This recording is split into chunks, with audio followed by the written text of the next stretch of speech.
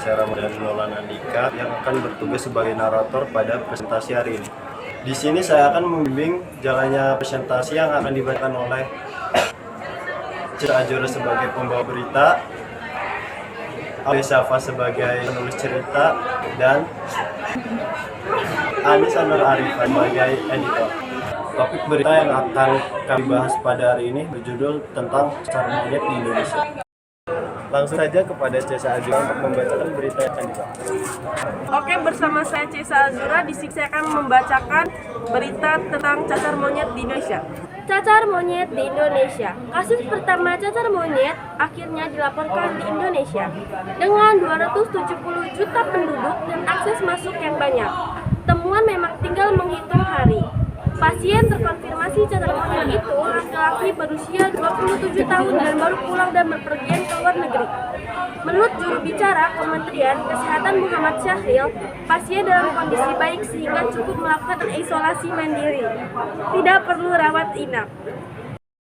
Dengan demikianlah, sudah 94 negara melaporkan kasus cacar monyet. Hingga pekan lalu, total kasus terinformasi mencapai 41.358 kasus. Menurut Pusat Kontrol dan Pencegahan Penyakit CDC, sebagian besar kasus berasal dari benua Eropa, diikuti Amerika Serikat.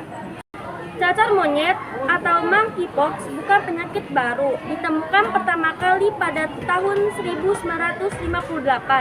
Baru tahun 1970 dilaporkan kasus pertama pada manusia di kawasan Afrika Barat dan Tengah.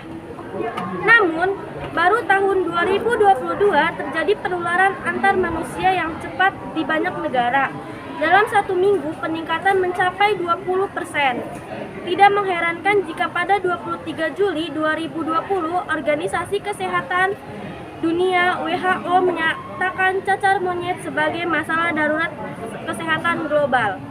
Sebenarnya cacar monyet diprediksi tidak akan menjadi pandemi berat seperti COVID-19 karena penularannya yang sangat spesifik dan membutuhkan kontak erat.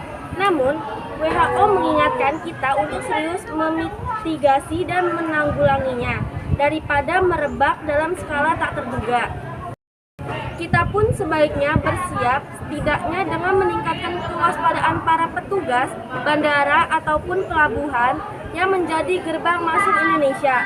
Orang dengan ruam dan di kulit muka tengah harus segera dirujuk ke fasilitas kesehatan terdekat. Temuan sebaiknya diikuti dengan penelusuran untuk menghentikan rantai penularan. Masyarakat juga perlu diedukasi sebaik-baiknya, terutama untuk tidak bersentuhan mengenakan barang bersamaan, apalagi berhubungan seksual dengan yang tertular.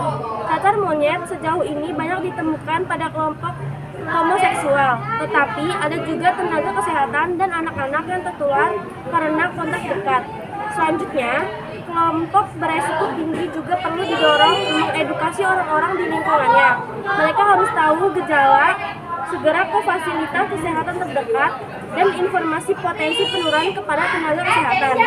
Akan lebih baik lagi apabila pemerintah bekerja sama untuk menyiapkan tempat khusus di fasilitas kesehatan untuk pasien cacar monyet.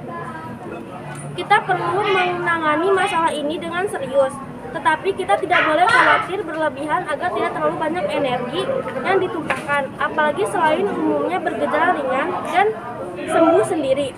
Cacar monyet juga sudah ada vaksinasinya. Kuncinya menerapkan protokol kesehatan tanpa lelah dimanapun kita berada. Demikian penampilan presentasi kami hari ini. Mohon maaf atas kekurangannya dan terima kasih atas perhatiannya. Wassalamualaikum warahmatullahi wabarakatuh.